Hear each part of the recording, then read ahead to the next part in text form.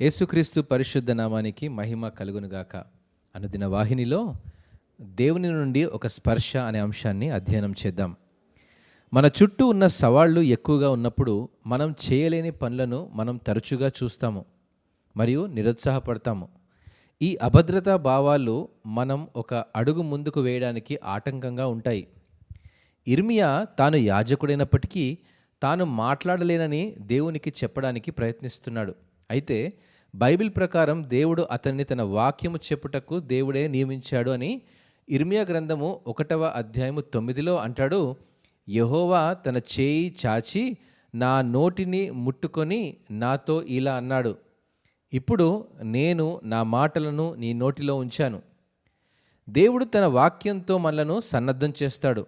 తన వాక్యంలో ఉన్న శక్తి ద్వారా అసాధ్యమైన వాటిని సుసాధ్యం చేయడానికేనని గ్రహించాలి.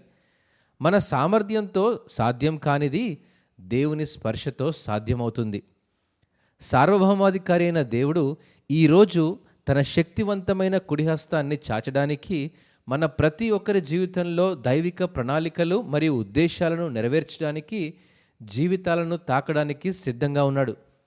దేవుని దయ ఈ మంటి ఘటములో విధేయత అనే ఐశ్వర్యాన్ని నింపుతూ నిలకడ కలిగిన జీవితాన్ని దయచేస్తుంది. దేవుడు మిమ్మును ఆశీర్వదించునుగాక. ఆమెన్.